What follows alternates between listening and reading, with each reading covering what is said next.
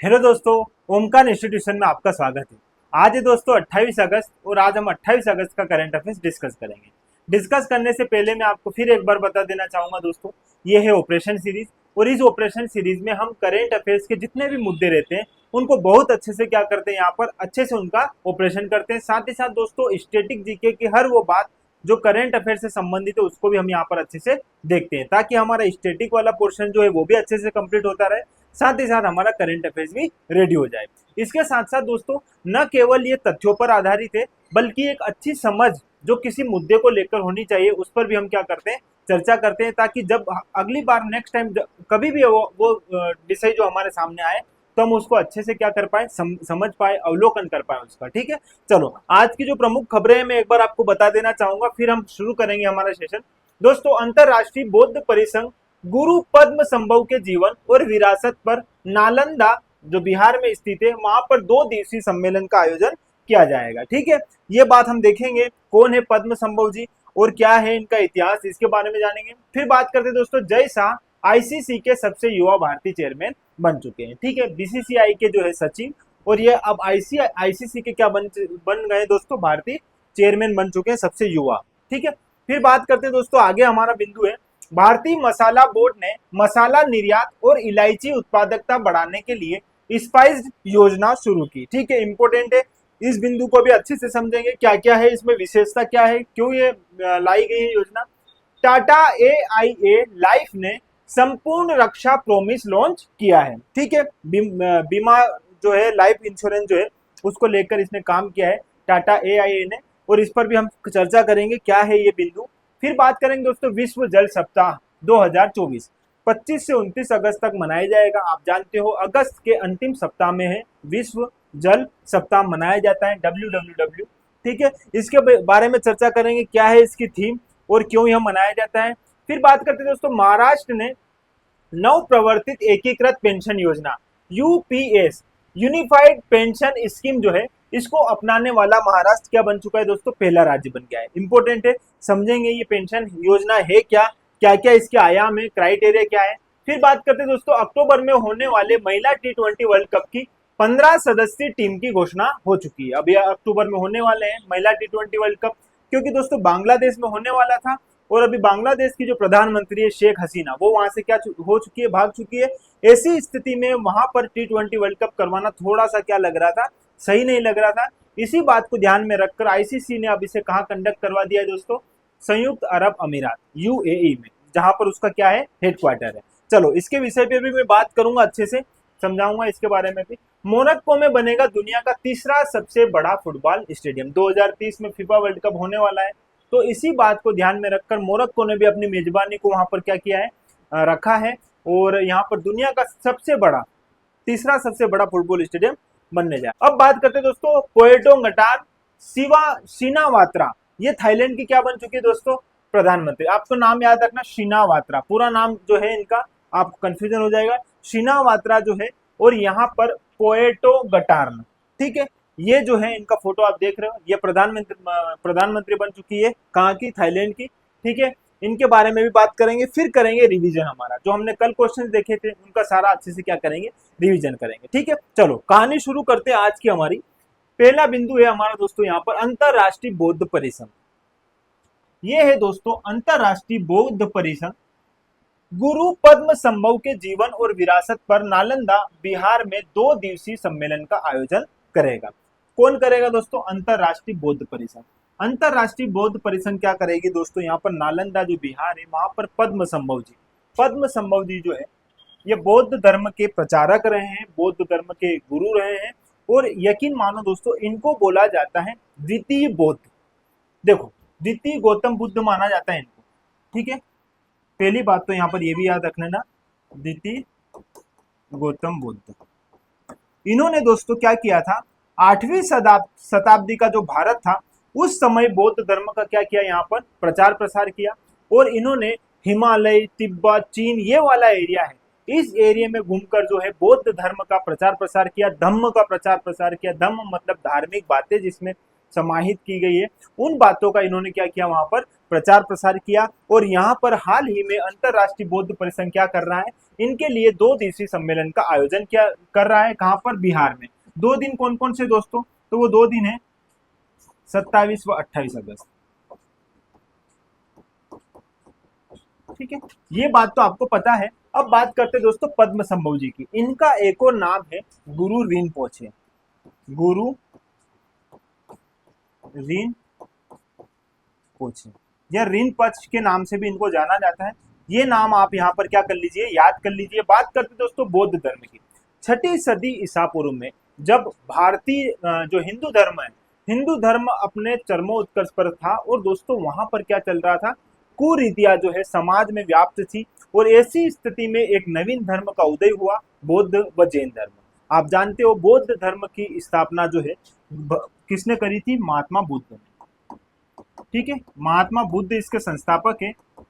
और महात्मा बुद्ध का दोस्तों जन्म हुआ था, ये भी याद रख लीजिए, 563 ईसा पूर्व में। 563 ईसा पूर्व में इनका जन्म हुआ था। कहां पर, लुम्बिनी। अब दोस्तों लुम्बिनी उस समय कहां था, देखो लुम्बिनी की थोड़ी सी आप स्थिति देखना कि लुम्बिनी कहां पर है। देखो बात समझना, आपने नेपाल देखा है, नेपाल के नीचे वाला जो एरिया है, जो वर्तमान में आप बिहार और अपना उत्तर प्रदेश वाला एरिया जो है, वहां पर जो है लुम्बिनी नामक स्थान पर जो है महात्मा बुद्ध का जन्म हुआ था 563 ईसा पूर्व में। इनके बचपन का नाम था दोस्तों सिद्धार्थ, ये भी आप जानते हो, सिद्धार्थ इनके बचपन का नाम था। पूरी कहानी आपने पढ़ी होगी।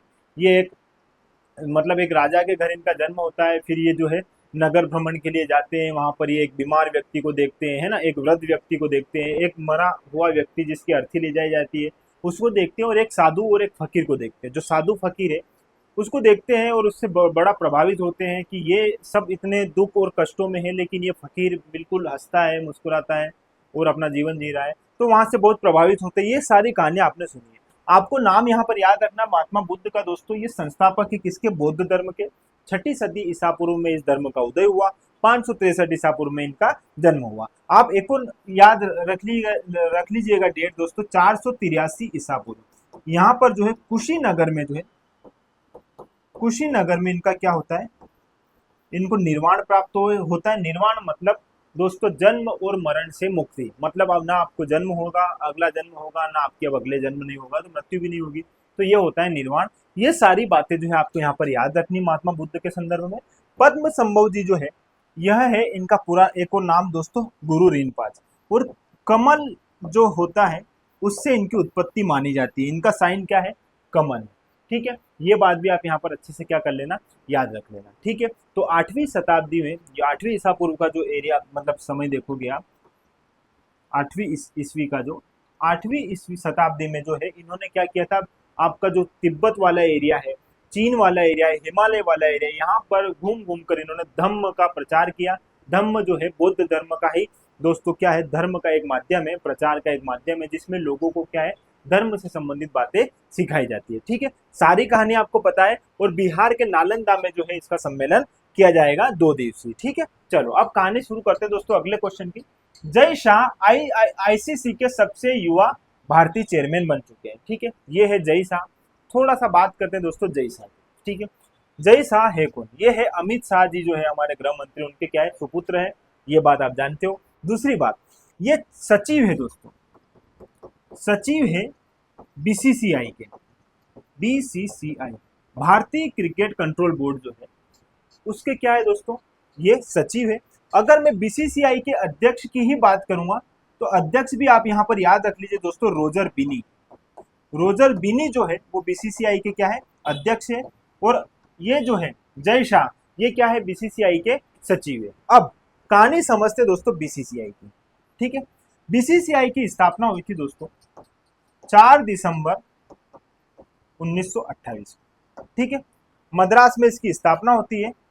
मद्रास जो आधुनिक चेन्नई है वहां पर इसकी स्थापना होती है दोस्तों। और वर्तमान में इसका हेडक्वार्टर कहाँ है, मुंबई में। ये बात आपको पता है। ठीक है, इतनी जानकारी आपको पता है। ठीक है, कहानी अपन समझते हैं दोस्तों, यहाँ पर बात चल रही आईसीसी। ठीक है, आईसीसी को एक बार देख लीजिए, इंटरनेशनल क्रिकेट काउंसिल। ये क्या करती है दोस्तों, ये जो अंतरराष्ट्रीय मैचेस आप देखते हो T20 फॉर्मेट के, चाहे आप वनडे, ODI, टेस्ट जितने भी देखते हो, सब कौन कंडक्ट करवाता है? ICC करवाता है।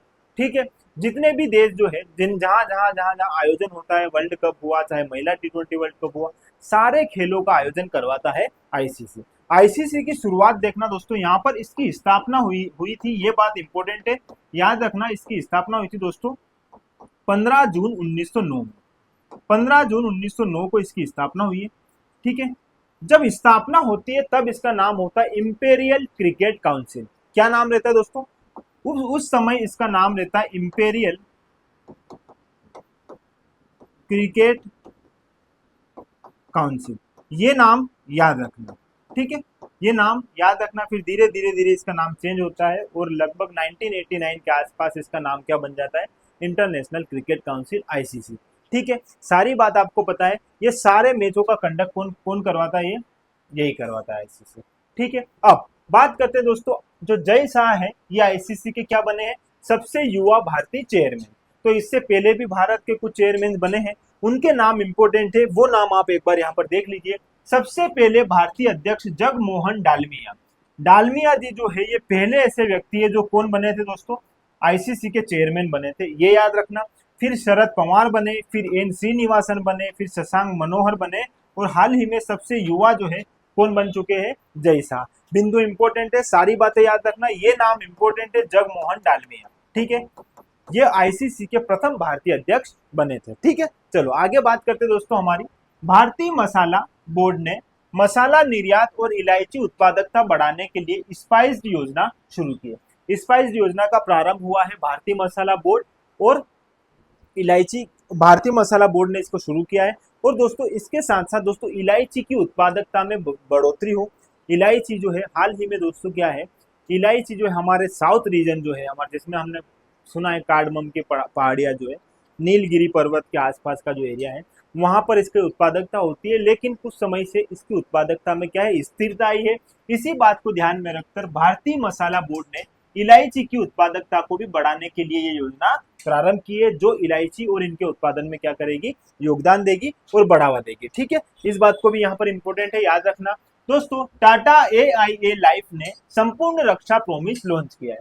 किसने? टाटा AIA ने। ये है टाटा AIA, और इसने क्या किया? संपूर्ण रक्षा प्रॉमिस लॉन्च किया है। थोड़ा सा समझना दोस्तों, दो कंपनियां हैं, एक है टाटा सन्स और एक है दोस्तों AIA ग्रुप। ये दोनों क्या है? संयुक्त रूप से उद्यमी में उद्यम जो है उसके लिए जीवन बीमा योजना जो है उसका प्रारंभ करती है। और दोस्तों 2001 में इसके द्वारा 2001 में इसकी शुरुआत होती है, ये बात याद रखना। 2001 में क्या है? इसका प्रारंभ हुआ है। अब ये कंपनी क्या कर रही है?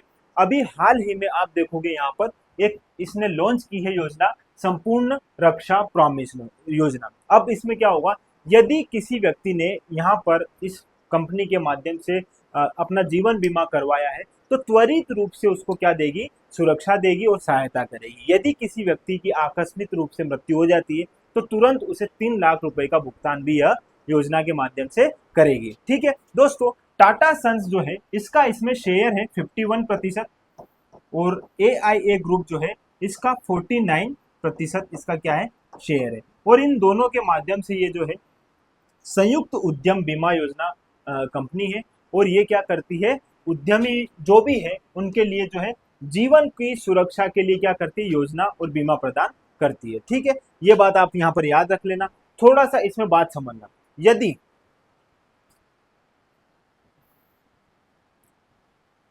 ठीक है, इतनी बात आपको यहाँ पर याद रखनी है। अगला हमारा बिंदु दोस्तों, विश्व जल सप्ताह 2024 25 से 29 अगस्त को मनाया जाएगा। WWW क्या नाम है दोस्तों इसका? WWW world water week. ये क्या है? 2024 का जो है दोस्तों कब मनाया जाएगा? मनाया जाएगा 25 से 29 अगस्त तक। हर वर्ष क्या होता है दोस्तों, अगस्त माह का जो अंतिम सप्ताह रहता है उसमें हम क्या मनाते हैं? विश्व जल सप्ताह, जिसमें हम जल के मुद्दों को ध्यान में रख के जल की जो है गुणवत्ता किस प्रकार से हम बढ़ा सकते हैं, जल को किस प्रकार सुरक्षित रख सकते हैं, आने वाली पीढ़ी के लिए भी हम किस प्रकार से एक नया मार्गदर्शन स्थापित कर सकते हैं, इसी बात को ध्यान में रखकर जो है प्रतिवर्ष ये मनाया जाता है। और आपके लिए इम्पोर्टेंट है दोस्तों इसकी थीम जो है वो इम्पोर्टेंट है। 2024 में इसकी थीम है bridging borders water for a peaceful and sustainable future. मतलब भविष्य को ध्यान में रखकर ही वाटर का हमें क्या करना है, शांतिपूर्व उपयोग करना है। इसी बात को ध्यान में रखकर प्रतिवर्ष ये वीक मनाया जाता है। कहाँ मनाया जाता है दोस्तों? स्वीडन में मनाया जाता है। ठीक है, स्वीडन, ये भी बात आप यहाँ पर याद रखना। ठीक है, इंपॉर्टेंट है, ये बिंदु भी आपको यहाँ पर ध्यान रखना है। फिर बात करते हैं दोस्तों, महाराष्ट्र नव प्रवर्तित एकीकृत पेंशन योजना यूपीएस को अपनाने वाला पहला राज्य बन गया है। हाल ही में केंद्र सरकार ने यूपीएस योजना लॉन्च की है और दोस्तों इसमें इसी योजना को जैसे ही केंद्र सरकार ने इस पर सहमति दी, महाराष्ट्र पहला ऐसा राज्य बन गया जिसने अपने यहाँ पर इसको प्राथमिक रूप से इसको क्या है, स्वीकृति दे दी है। ठीक है, अब ये योजना क्या है, सबसे पहले यूपीएस समझना। यूपीएस का फुल फॉर्म है दोस्तों यूनिफाइड पेंशन स्कीम। ठीक है, जो भी कर्मचारी है जो गैर कृषि विश्वविद्यालय में काम करते हैं, ठीक है, या किसी संस्थानों में वो कार्य कर रहे हैं, तो ऐसे लोगों को क्या दिया जाएगा, पेंशन प्रदान की जाएगी। पेंशन भी दोस्तों किस आधार पर दी जाएगी, समझना। यहाँ पर मान लो आप 10 वर्ष से या 10 वर्ष से कोई कर्मचारी किसी कंपनी में कार्य कर रहा है, तो ऐसी स्थिति में जब वह रिटायर हो रहा है तो उसे 10,000 रुपए की राशि प्रति माह जो है प्रदान की जाएगी। ठीक है, ये बात आप याद रख लीजिए। और यदि कोई व्यक्ति, ये न्यूनतम राशि है और न्यूनतम इसमें सेवा दी है उसने 10 वर्ष, यदि कोई व्यक्ति किसी सेवा में 25 वर्ष से लगा हुआ है और वहां पर वो 25 साल से कार्य कर रहा है कोई कर्मचारी, तो ऐसी स्थिति में जब उसका रिटायरमेंट होगा तो जितनी सैलरी होगी उससे आधी सैलरी जो है उसको किसमें दी जाएगी, पेंशन के रूप में दी जाएगी। ठीक है, और जब रिटायरमेंट होगा उसका, उससे एक महीने मान लो उसके कितने दिन होगा, एक महीने पहले ही उसको क्या है, इस प्रोसेस में ला दिया जाएगा और उसकी राशि इस प्रकार तय की जाएगी। ठीक है, तो इंपॉर्टेंट है यहाँ पर महाराष्ट्र सरकार ने ये डिसीजन लिया है। ठीक है, इंपॉर्टेंट है सारी बात। चलो आगे बात करते हैं दोस्तों। यहाँ पर अक्टूबर में होने वाले महिला T20 वर्ल्ड कप की 15 सदस्य टीम की घोषणा हो गई है। अक्टूबर में होने वाले महिला T20 वर्ल्ड कप दोस्तों होने वाले थे बांग्लादेश में, लेकिन बांग्लादेश में अभी क्या है, तख्तापलट चला और वहां की जो प्रधानमंत्री शेख हसीना उसको बांग्लादेश छोड़ना पड़ा। ऐसी स्थिति में आईसीसी ने डिसाइड किया कि बांग्लादेश की बजाय इसको संयुक्त अरब अमीरात यूएई में स्थापित कर दिया जाना चाहिए। तो अब जो है ये अक्टूबर में जो होने वाला है हमारा T20 वर्ल्ड कप, ये कहाँ होगा दोस्तों? पहले होना था कहाँ पर? बांग्लादेश में। पहली बात ये देख लीजिए, ये होना था कहाँ पर? बांग्लादेश में, लेकिन अब बांग्लादेश में नहीं होगा, ये होने वाला है यूएई में। ठीक है, बात करते हैं दोस्तों महिला T20 वर्ल्ड कप की। 2009 से इसका प्रारंभ होता है। 2009 में पहला संस्करण होता है महिला T20 वर्ल्ड कप का। सर्वाधिक 6 बार जीता कौन है दोस्तों? ऑस्ट्रेलिया। ये बात भी यहाँ पर याद रख लेना। और 6वीं बार जो 2023 में जो आयोजन हुआ था उसमें दोस्तों इसने, ऑस्ट्रेलिया ने दक्षिण अफ्रीका को पराजित करके यह मेडल जीता था। ठीक है, याद रखना 6 बार की विजेता रही है ये। ठीक, अब इसके बाद 2024 में भी हमारे कहाँ होने वाले हैं? यूएई में। और आईसीसी ने घोषणा करी थी कि 2026 में ये कहाँ पर होंगे? ब्रिटेन में होंगे, इंग्लैंड में होंगे। ठीक है, ये भी बात आप यहाँ पर मेंशन कर लीजिएगा, इंग्लैंड। तो ये कुछ बिंदु हैं जो आपको याद रखने हैं आईसीसी महिला T20 वर्ल्ड कप को लेकर। ठीक है, फिर बात करते हैं दोस्तों, मोरक्को में बनेगा दुनिया का तीसरा सबसे बड़ा फुटबॉल स्टेडियम। हाल ही में मोरक्को ने जो है फीफा वर्ल्ड कप होने वाला है दोस्तों 2030 में। अब फीफा वर्ल्ड कप 2030 की मेजबानी के लिए क्या किया है यहाँ पर मोरक्को ने भी अपनी जो है पेशकश की है कि हमारे यहाँ पर इसका आयोजन किया जा सके। और यहाँ पर एक बहुत बड़ा स्टेडियम जो है फुटबॉल को लेकर बनाया जा रहा है। लगभग दोस्तों उसमें 1,15,000 तक की सीटिंग व्यवस्था रहेगी। और एक जनजाति दोस्तों मोरक्को में, हमेशा वो जनजाति अपना आयोजन जो है, लगभग 25-30 जनजातियां हैं मोरक्को में, जो क्या करती दोस्तों, अपना आयोजन, उनकी जो जनजातियों से संबंधित उनका एक सम्मेलन रहता है, उसका आयोजन इसी स्टेडियम में करती है दोस्तों वो। और उनको ऐसे त्रिपाल के रूप में बनाती है और इसी आधार पर इस स्टेडियम को भी निर्मित किया गया है। आप देखिएगा नेट से, ये यहाँ पर आपको दिख रहा होगा ऊपर जैसे ऐसे कुछ लगाया हुआ हो, तो यह जो है दुनिया का तीसरा सबसे बड़ा स्टेडियम बनने जा रहा है। ठीक है, बात करते हैं दोस्तों पोएटो गटान सिनावात्रा, ये थाईलैंड की क्या बन चुकी है दोस्तों, नई प्रधानमंत्री। ये पहली महिला प्रधानमंत्री बनी है, फोटो देख लीजिए दोस्तों इनका। और यह जो है सबसे युवा प्रधानमंत्री है। इसके साथ साथ दोस्तों थाईलैंड के बारे में थोड़ा सा समझना, थाईलैंड जो है ये दक्षिण ईस्ट एशियाई कंट्री है ये, और इसकी जो है दोस्तों राजधानी है बैंकॉक। बैंकॉक इसकी राजधानी है। प्लस थाईलैंड का एक विचित्र नाम है जो हमारे हिंदू नामों से मिलता हुआ है दोस्तों, श्याम देश। इसे श्याम देश के नाम से भी जाना जाता है, ये याद रखना, श्याम देश। कई बार एग्जाम में इस प्रकार से प्रश्न पूछा जा सकता है कि श्याम देश के नाम से किसे जाना जाता है, तो थाईलैंड। ठीक है, और थाई का मतलब क्या होता है दोस्तों, थाई का मतलब होता है स्वतंत्र। ठीक है, तो ये कुछ बिंदु है जो आपको यहाँ पर याद रखना है, इंपॉर्टेंट है ये फैक्ट भी। फिर बात करते हैं दोस्तों हमारे रिवीजन की, जल्दी से हमारा रिवीजन देख लेते हैं। कल हमने सारे क्वेश्चन बहुत अच्छे से डिस्क्रिप्टिव रूप में देखे थे, यहाँ पर हम जल्दी जल्दी इनके क्वेश्चंस लगा लेते हैं। बात करते हैं दोस्तों केंद्र शासित प्रदेश लद्दाख में कितने नए जिले बनाए गए, दोस्तों 5 नए जिले बनाए गए हैं। और कुल कितने जिले हो जाएंगे, 7। 2 पहले थे, लेह और कारगिल, और 5 अभी हाल ही में हमारे गृह मंत्री जी द्वारा घोषणा की गई है कि 5 नए जिले जो है कहाँ पर बनाए जाएंगे, लद्दाख में। इस प्रकार लद्दाख केंद्र शासित प्रदेश जो है उसमें कितने 7 जिले निर्मित हो गए, कुल 7 जिले, और हाल ही में 5 नए बनाए जाएंगे। ठीक है, फिर बात करते हैं दोस्तों यहाँ पर किसने यूनिफाइड लैंडिंग इंटरफेस शुरू की है। जिस प्रकार हम फोन पे के माध्यम से पैसे भेज देते हैं, उसी प्रकार हम फोन के माध्यम से भी अब आसानी से ऋण ले पाएंगे। इस बात को ध्यान में रखकर आरबीआई ने क्या किया है दोस्तों, यूनिफाइड लैंडिंग इंटरफेस प्रारंभ किया है। ठीक है, सारी बातें हमने यहाँ पर अच्छे से देख ली थी। फिर बात करते हैं दोस्तों पैरा ओलंपिक का प्रारंभिक नाम क्या था।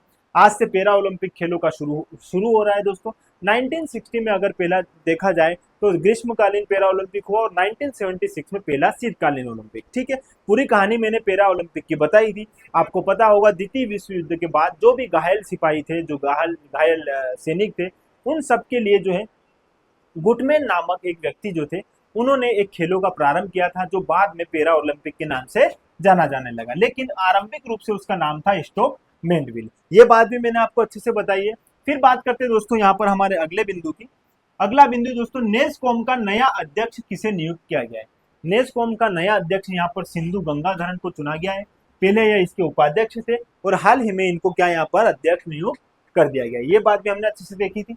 दूसरा भारत सिंगापुर मंत्री स्तरीय गोलमेज सम्मेलन कहाँ पर आयोजित होगा, दोस्तों सिंगापुर में यह आयोजित होगा। और इससे पहले जो हुआ था 2022 में, वह कहाँ पर हुआ था, भारत में हुआ था, नई दिल्ली में। ठीक है, सारी चर्चा हमने इस पर भी करी थी, इसको भी आप एक बार देख लीजिए। अंतरिक्ष की यात्रा करने वाले दूसरे भारतीय व्यक्ति कौन बने, दोस्तों पहले भारतीय व्यक्ति आपके 1984 में राकेश शर्मा जी हैं। और दूसरे दोस्तों कौन है यहाँ पर गोपी चंद थोटागुरा। ये क्या है, 10 मिनट तक इन्होंने अंतरिक्ष की यात्रा की है। लगभग 103 किलोमीटर 105 किलोमीटर के आसपास जो इन्होंने ऊंचाई पे ये गए हैं। और इन्होंने जो है दूसरे ऐसे व्यक्ति बन चुके हैं जिन्होंने अंतरिक्ष की क्या की दोस्तों, यात्रा की है। ठीक है, फिर बात करते हैं दोस्तों असम राज्य ने पहली बार आधिकारिक तौर पर किसकी उपस्थिति दर्ज की है। यहाँ पर मिथुन जो है यह एक अर्ध जंगली सांड है दोस्तों, जिसको यहाँ पर देखा गया है असम में। क्योंकि असम सरकार ने जब पिछली इनकी पशु गणना हुई थी उसमें इसको अन्य श्रेणी में शामिल किया गया था। क्यों, क्योंकि दोस्तों यह बहुत विलुप्ति की कगार पर है और बहुत कम देखा जा रहा था, तो ऐसी स्थिति में उसको अन्य कैटेगरी में डाल दिया। लेकिन हाल ही में इसको फिर से देखा गया है, किसे, मिथुन बोस फ्रंटलिस को। और ये क्या है दोस्तों, अरुणाचल प्रदेश और नागालैंड दोनों राज्यों का क्या है, ये राजकीय पशु भी है, तो इसलिए इंपॉर्टेंट है। इस बात को भी आप यहाँ पर अच्छे से देख लीजिएगा। ठीक है, फिर आगे बात करते हैं दोस्तों आईटीबीपी के अतिरिक्त महानिदेशक के रूप में किसे नियुक्त किया गया, तो संजीव रैना जी जो है इनको आईटीबीपी के क्या है, अतिरिक्त महानिदेशक नियुक्त किए गए हैं। ठीक है, सारे बिंदु हमने यहाँ पर देखे दोस्तों। कल के करंट अफेयर्स के क्वेश्चन भी हमने लगा लिए और आज का करंट अफेयर्स भी अच्छे से देख लिया है। ठीक है, तो दोस्तों इस प्रकार हम सारे क्वेश्चन जो है कल के और आज के साथ मिलकर देखते हैं, तो एक ही दिन में हमारे 2 दिन का करंट अफेयर्स यहाँ पर रेडी हो जाता है। ठीक है, तो इसी तरह दोस्तों जुड़े रहिएगा और जुड़े रहने के लिए बहुत बहुत धन्यवाद। Thank you.